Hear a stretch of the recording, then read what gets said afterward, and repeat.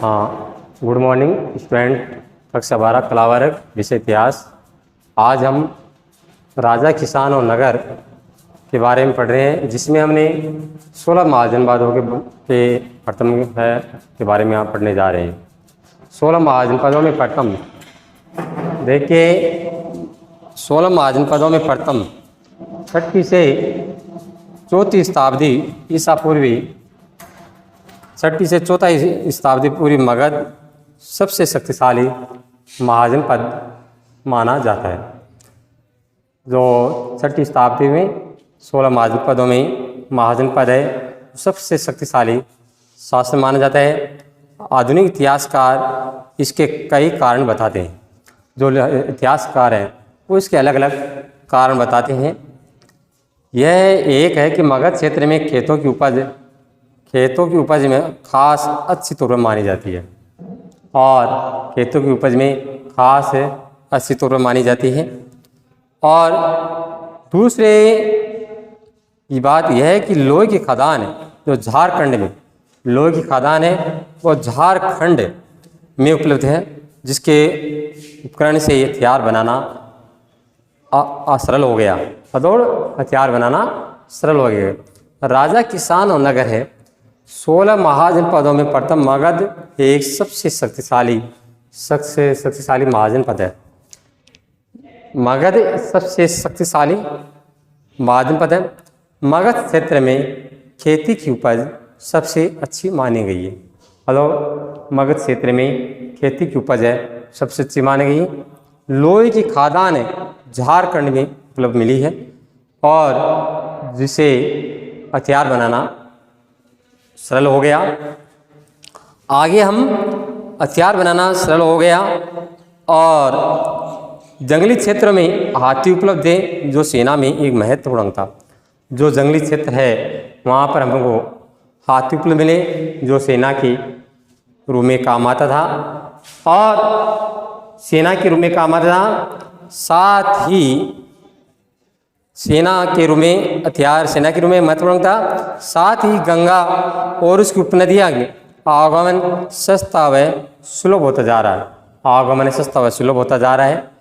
और लेकिन आरंभिक जैन और बौद्ध लेखकों ने मगध को की महत्ता के कारण विभिन्न शासकों की नीतियों का अलग बताया गया है। मगध की शासकों की नीतियों को बताया गया है। इन लेखों के अनुसार भीमसार, अजातशत्रु और महाजनपद जैन प्रसिद्ध राजा अत्यंत महत्वाकांक्षी शासक थे, और अत्यंत महत्वाकांक्षी राजा हुए थे, और इनके मंत्री इनकी नीतियाँ लागू करते थे, और इनके मंत्री ही इनकी अपनी अलग अलग नीतियाँ लागू करते थे। शुरू में या प्रारंभ में राजगाह, तो आधुनिक बिहार में, जो कहाँ है बिहार में, राजगीर का प्राकृतिक नाम है। राजगाह का प्राकृतिक नाम है राजगीर है, जिसे मगध की राजधानी माना जाता है। और जिसे मगध की राजधानी प्रारंभ में राजगाह मगध की राजधानी है। इस शब्द का अर्थ है राजाओं का घर। इस शब्द का क्या अर्थ है? राजाओं का घर है। पहाड़ियों के बीच में बसा राजगाह एक किलेबंद शासक शहर था। एक किलेबंद शासक शहर था। बाद में 4वीं शताब्दी ईसा पूर्व में पाटलिपुत्र को राजधानी बनाया गया, और बाद में इसे 4वीं शताब्दी में पाटलिपुत्र को से राजधानी बनाया गया। जिसे अब पटना कहा गया, जिसे पटना कहा जाता है। तो जो राजाओं का घर है एक किलेबंद, तो पहाड़ियों के बीच में बसा हुआ है, पहाड़ियों के बीच में बसा हुआ है। बाद पाटलिपुत्र को अपन राजधानी बनाया गया है, और जिसे अब पटना कहा गया है। और जिसकी गंगा के रास्ते आवागमन मार्ग महत्वपूर्ण था। अगला जो एक आरंभिक साम्राज्य के बारे में पढ़ रहे हैं। इसमें क्या है कि मगध का विकास के साथ साथ मौर्य साम्राज्य को देवा। मगध के विकास के साथ साथ क्या मौर्य साम्राज्य को देवा। मौर्य साम्राज्य का संस्थापक चंद्रगुप्त मौर्य लगभग 321 ईस्वी के शासन में पश्चिमी उत्तर में अफगानिस्तान, बलूचिस्तान तक फैला हुआ है। तो मौर्य साम्राज्य का शासनकाल है अफगानिस्तान, बलूचिस्तान तक फैला हुआ है।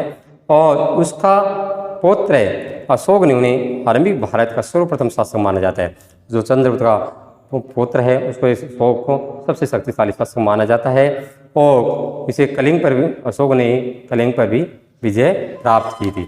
मगध के विकास, इस देखना कि मगध के विकास के साथ ही मौर्य साम्राज्य का उदय हुआ था और जो मौर्य साम्राज्य का संस्थापक थे चंद्रगुप्त मौर्य को माना जाता है। लगभग 321 ईसा पूर्व तक माना जा गया। इसका विस्तार है अफगानिस्तान है, बलूचिस्तान तक फैला हुआ है और जो चंद्रगुप्त मौर्य का पौत्र है अशोक है वह एक सबसे शक्तिशाली शासक भी माना जाता है और जिसने कलिंग पर विजय प्राप्त कर चुकी है, जिसका अध्ययन हमने पीछे कर चुके हैं। जो इसके जो सिक्के भी मिले हैं और उसने अलग अलग दमों की भी यात्रा की है और अभिलेख भी मिले हैं जिनसे उसका अभिलेखों पर इसका अलग अलग यात्राओं का वर्णन भी लिखा है। इसके बारे में मैंने अध्ययन पीछे पढ़ा है। अब मौर्य वंश के बारे में जानकारी प्राप्त करना। मौर्य वंश के बारे में जानकारी प्राप्त करना, देखिए चंद्रगुप्त मौर्य साम्राज्य के इतिहास की रचना के लिए इतिहास में विभिन्न प्रकार का स्रोतों का उपयोग किया गया है। मतलब उनके इतिहास के बारे में जानकारी के लिए तो विभिन्न प्रकार के स्रोतों का वर्णन किया गया है। इसमें पुरातात्विक प्रमाण भी शामिल है, अलग अलग पुरातात्विक प्रमाण भी शामिल है और मूर्तिकला जैसे मौर्यकालीन इतिहास में पुनर्निर्माण हेतु समकालीन रचनाएं भी मूल्यवान सिद्ध हुई। मौर्यकालीन इतिहास की पुनर्रचना करने के लिए मूल्यवान चीज़ भी शामिल हुई है। जब चंद्रगुप्त मौर्य के दरबार में आए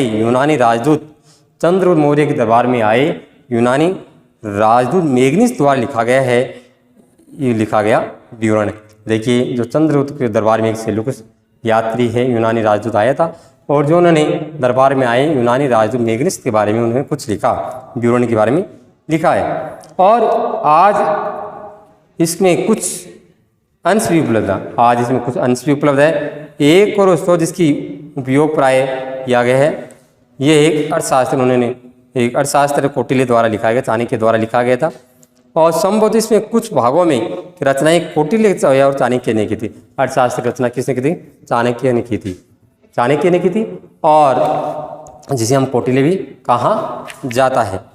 आगे हम देख रहे हैं कि चाणक्य ने की थी चंद्रगुप्त के मंत्री थे। कौन?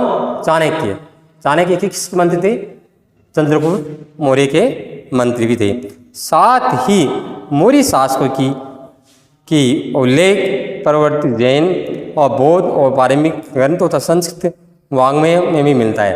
तो जो चंद्रगुप्त मौर्य का उल्लेख इनमें भी जो ग्रंथ है, संस्कृत वाङ्मय है और बौद्ध है, जैन धर्म है, इनमें भी इसका उल्लेख मिलता है। लेकिन ये आपको ध्यान रखना है कि ये क्वेश्चन भी पूछा जा सकता है, चंद्रगुप्त मौर्य चाणक्य किसके मंत्री थे? ये आपके छोटे क्वेश्चन के रूप में एक नंबर का क्वेश्चन भी पूछा जा सकता है। ये चंद्रगुप्त के मंत्री थे और जिन्होंने अर्थशास्त्र की रचना की थी और इसे कौटिल्य भी कहा जाता है। इनके बारे में आपने आप पढ़ा है तो आपको ये जो बताया है इसको आप नोटबुक में करना है और नहीं समझ में आए तो आप इसको दोबारा भी आप मेरे से पूछ सकते हैं मैसेज के द्वारा। ठीक है।